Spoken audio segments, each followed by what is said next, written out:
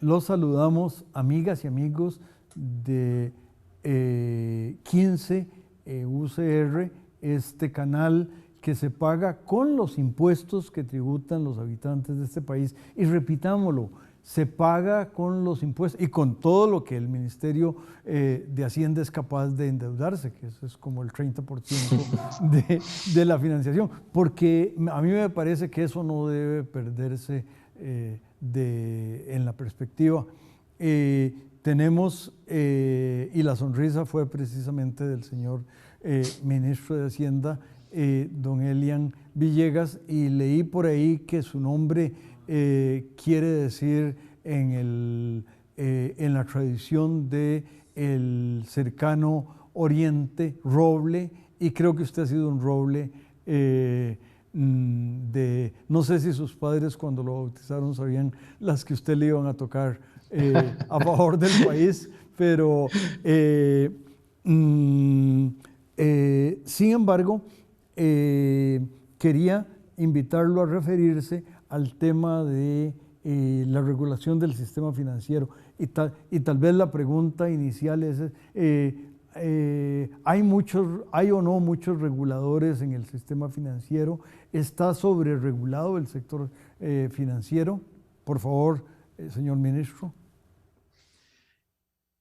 Yo le diría, bueno, primero, muchísimas gracias por la invitación y creo que es importante ese reconocimiento que hace usted al país, a nuestro país, en el sentido de que este sistema de comunicación en el que estamos en este momento es precisamente pagado por todos los costarricenses mediante los impuestos. Puede ser que a veces se financie con deuda, pero esa deuda finalmente termina siendo pagada por medio de los impuestos. Así es que los costarricenses tenemos no solo este medio de comunicación, sino toda una universidad.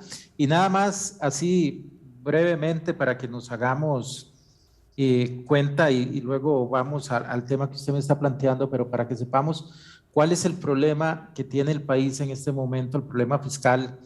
El problema fiscal es que la deuda se nos ha hecho muy grande. Nosotros con la deuda que tenemos en este momento, con lo que nosotros gastamos en deuda, digamos en un año como el 2022, podríamos pagar 10 sistemas universitarios iguales al que tenemos. Y no me refiero a la Universidad de Costa Rica, me refiero a la Universidad de Costa Rica, a la Universidad Nacional, al Instituto Tecnológico, a la Universidad Técnica Nacional y a la Universidad Estatal a Distancia. 10 sistemas iguales a esos podríamos pagar con lo que tenemos que gastar entre el servicio en el servicio de la deuda, es decir, en el pago de intereses y en el pago de amortizaciones. Pero ahora vayamos al otro tema que es el que nos ha convocado aquí hoy, que es sistema financiero. Cuando usted consulta que si el sistema financiero nuestro está sobreregulado, que si hay muchos superintendentes, muchos supervisores, déjeme decirle concretamente que así es. Yo en particular considero, y lo considero a partir de las experiencias que he tenido tanto en lo que es la parte pública de la supervisión y la regulación, como en la parte privada del sector financiero, que nuestro sistema financiero está regulado en exceso. E incluso observo una tendencia a seguirlo sobreregulando. Todavía no nos hemos dado cuenta que ya es el momento de echar para atrás. Nada más se lo pongo desde el punto de vista como abogado. Si yo tuviera que plantear en este momento un juicio desde el punto de vista de algunos inversionistas que pierden su dinero debido a alguna situación en cualquier participante del sistema financiero, como abogado yo buscaría ver qué ha hecho la superintendencia que tiene a cargo la supervisión que pudo haber influido en el desempeño de esa entidad financiera o qué no ha hecho que podría haber influido en una mayor protección a los ahorrantes, a los depositantes. ¿Por qué? Porque en este momento la regulación es tan fuerte, es tan grande, que prácticamente no hay actividades que queden fuera del ámbito de los supervisores. Hay una intromisión excesiva de los supervisores y de los reguladores del sistema financiero. Entonces, eso prácticamente lleva a una corresponsabilidad del Estado, porque estos supervisores, estos reguladores, son del sector público. Cuando nosotros hablamos de la SUGEB, de la SUGES, de la SUGEVAL, de la SUPEN, del mismo CONACYT, que es el que emite las normas, estamos hablando de entidades del sector público. Entonces, ahí lo que estamos diciendo es que mediante la ley se le han dado potestades a todas estas superintendencias y al CONACYT para que regulen y supervisen los distintos mercados financieros, pero estos mercados financieros a su vez, el contenido de las normas es tan profundamente invasivo que yo, por ejemplo, déjeme decirle que el año, creo que fue en el 2019, peleé muy fuertemente por un proyecto que se quería aprobar, que era un proyecto de consumidor financiero. Y peleé porque ese proyecto, lo último que tenía era de consumidor financiero. Era un proyecto que lo que hacía era darle más poder a las superintendencias y que permitía que se entrometieran muy abiertamente con los participantes del mercado. Yo recuerdo que yo le decía a alguien, vea, este proyecto que ustedes tienen aquí, que es un proyecto que yo sé que lo ha manejado cierta gente que venía de superintendencias o que estaba en superintendencias, en bancos y en sector financiero, pero si ese proyecto nosotros no le decimos a la gente que lo hizo esta gente, sino que le decimos que lo hizo algún diputado, algún seguidor totalmente de izquierda, nos van a creer. Porque era un proyecto absolutamente intervencionista. Y es que ahí es donde nosotros debemos tener ese cuidado incluso con la parte ideológica. Porque los mercados financieros tienden a creer que son como la esencia del liberalismo en cuanto a que en el mercado se generan los precios y que entonces las tasas de interés se realizan por la libre concurrencia de oferta y demanda, igual los precios de los bonos, de los fondos de inversión, etcétera. Pero sin embargo, desde la supervisión y desde la regulación, la intromisión es tan excesiva que son mercados realmente que están muy intervenidos por el Estado.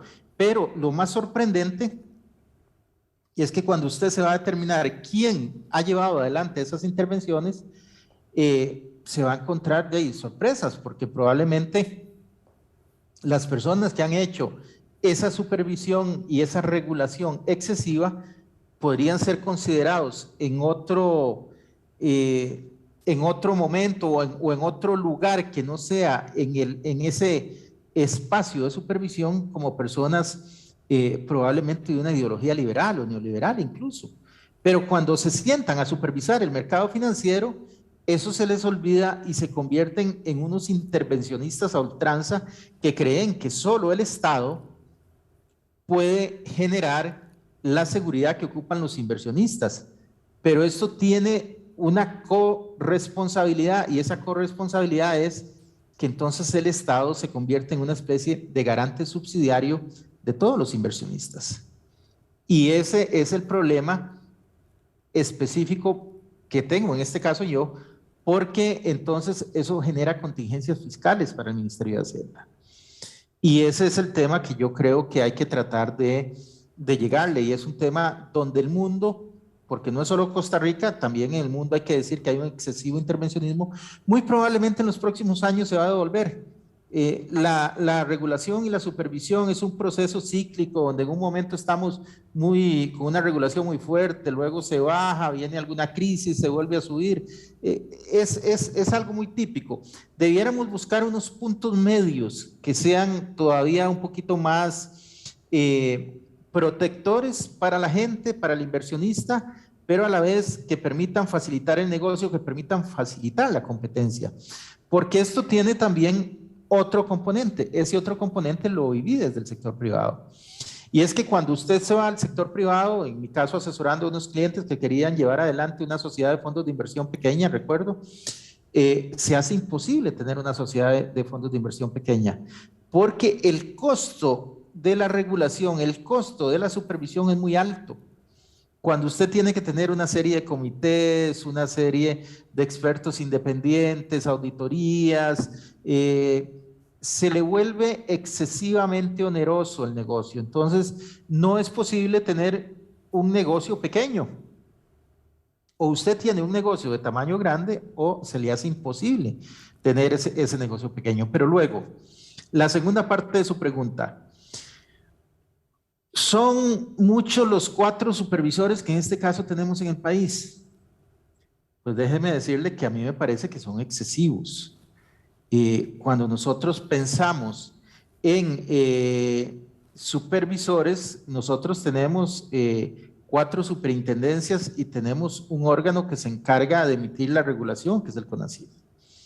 Y la mejor prueba que son excesivos, véala que en este momento doña Rocío Aguilar no solo es la superintendente de entidades financieras, sino que además se le ha recargado pensiones. Pero vamos más allá. ¿Qué es lo que hace Seguros? Seguros fundamentalmente vende los productos de seguros y el resto es manejo de carteras. Pensiones, ¿qué es pensiones? Vende unos productos de pensiones y el resto es manejo de carteras. ¿Y qué es Sujeval? Sujeval regula los mercados de valores y ve temas de manejo de carteras. Entonces, al final, uno podría pensar en un esquema donde haya una sola superintendencia o donde hayan al menos 2. Y esas 2 superintendencias sería dejar la superintendencia de entidades financieras de un lado y juntar todas las demás. ¿Y por qué dejaría yo las entidades financieras aparte?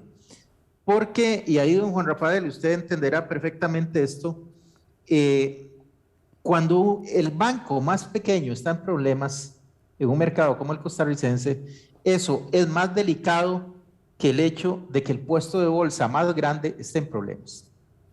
Así es. ¿Qué quiere decir eso?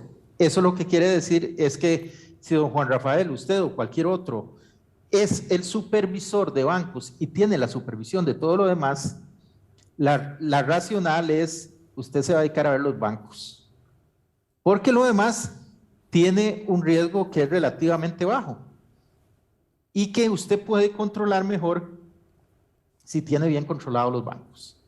Entonces, al final, cuando usted junta todo, lo que está haciendo es ignorar al resto del mercado y concentrándose en la parte de los bancos. Entonces, por esa razón, uno podría pensar en 2 superintendencias, una para bancos y una para todo lo demás. Hay otros esquemas que hablan de distintas formas de aproximación a esto, pero que igualmente terminan en dos superintendencias.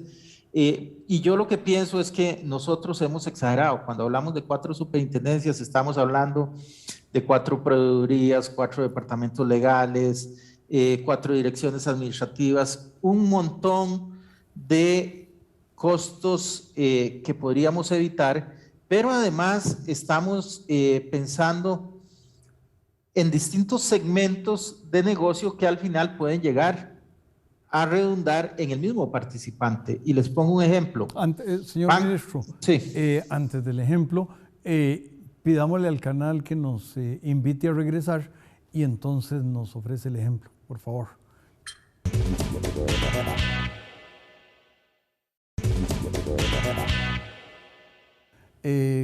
Continuamos, amigas y amigos, escuchando al señor ministro de Hacienda y las luces que vienen sobre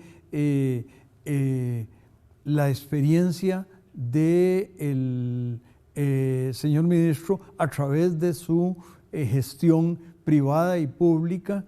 Y hay algo que tal vez yo agregaría antes del ejemplo que nos ofreció en el segmento anterior, que es que con las leyes de la OSD se dio un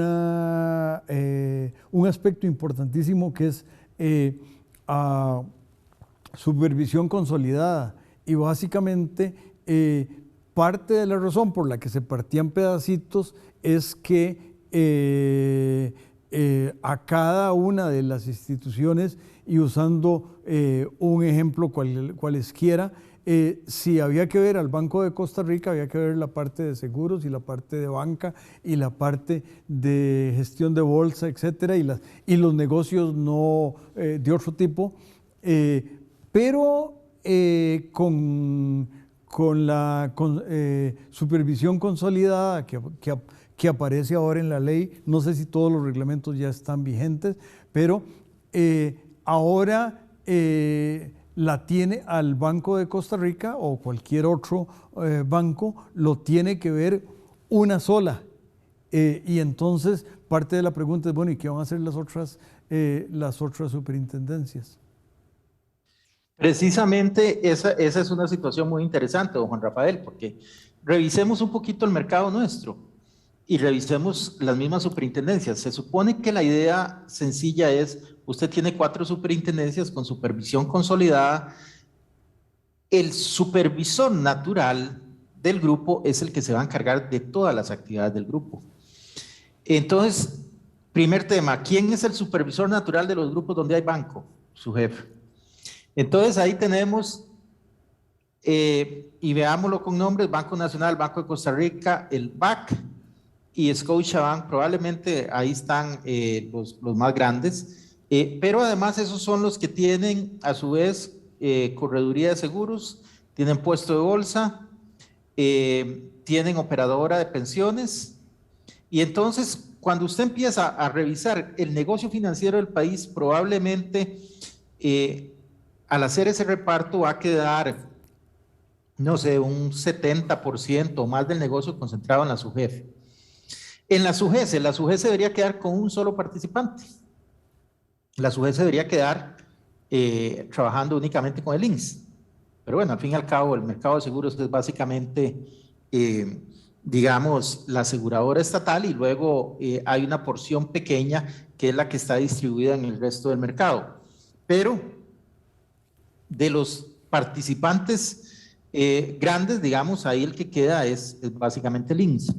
En pensiones, nosotros no tenemos operadoras de pensiones independientes, todas las operadoras de pensiones están asociadas a un banco.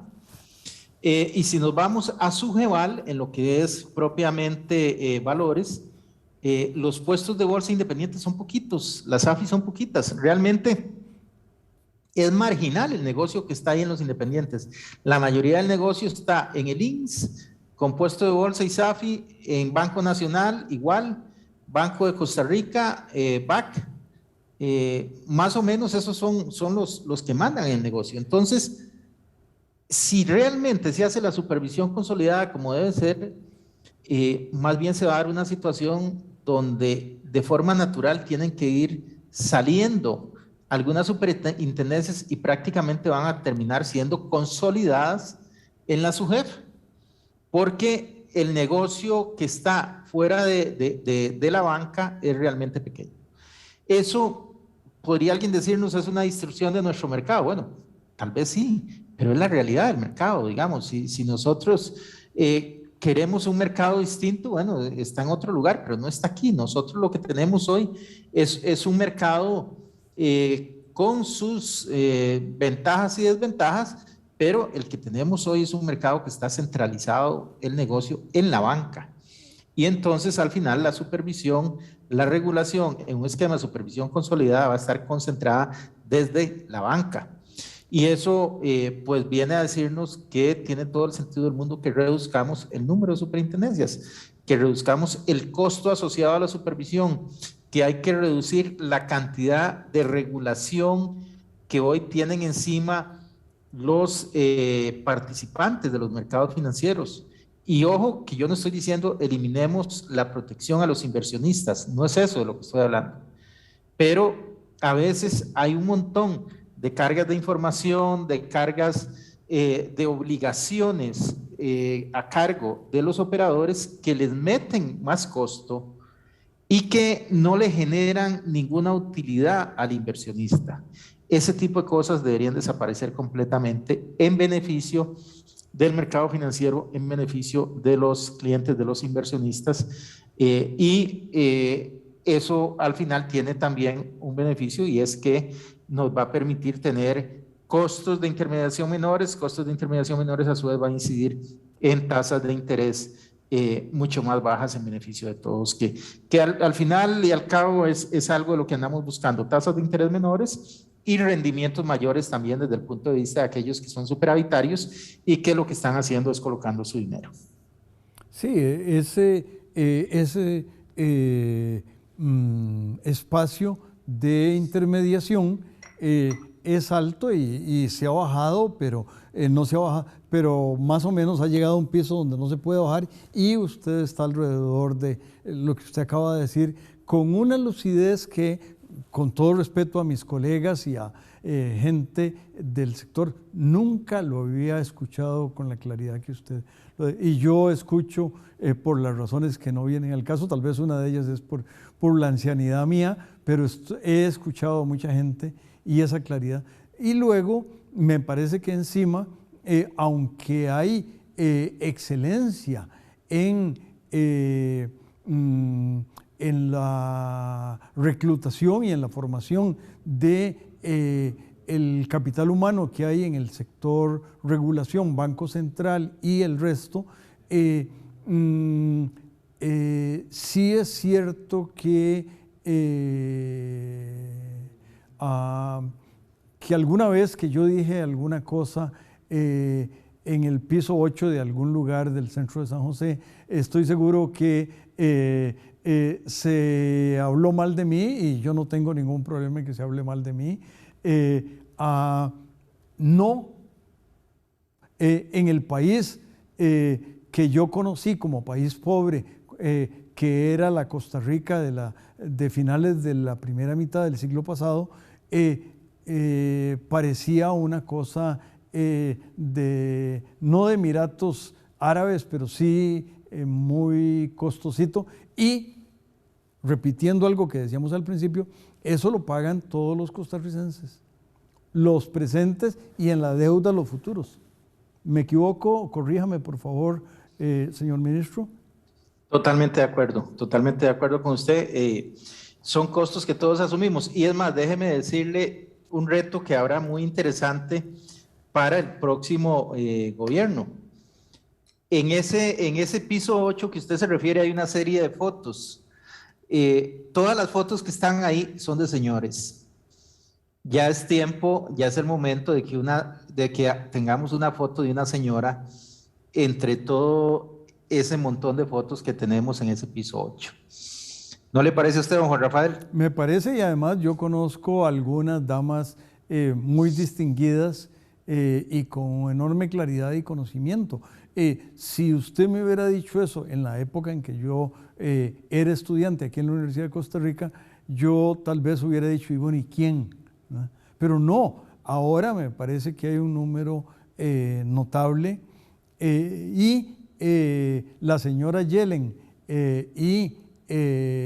me parece que no le debe nada a nadie, no le tiene que envidiar nada a nadie, pero también la presidente del Banco Central Europeo, antigua directora gerente del Fondo Monetario, no tenían a nadie, pienso yo, que envidiarle, y más bien con enorme conocimiento y eficacia manejan las cosas, de manera que ojalá.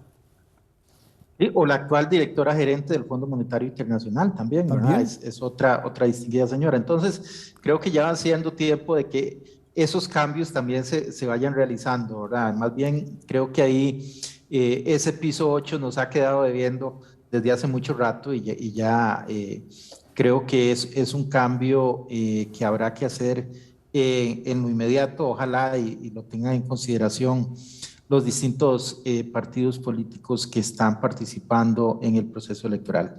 Pero sí me parece que es un tema de gran importancia. También en lo que tiene que ver con el desarrollo de los sistemas financieros, con el desarrollo de esquemas de supervisión y regulación, deben tener una presencia de género importante y ya es hora de que en Costa Rica pues que es un sector financiero donde tenemos muchísima presencia de las mujeres, también tengamos la oportunidad de contar con la dirección de una de ellas desde el punto más alto de lo que es propiamente el sistema financiero costarricense.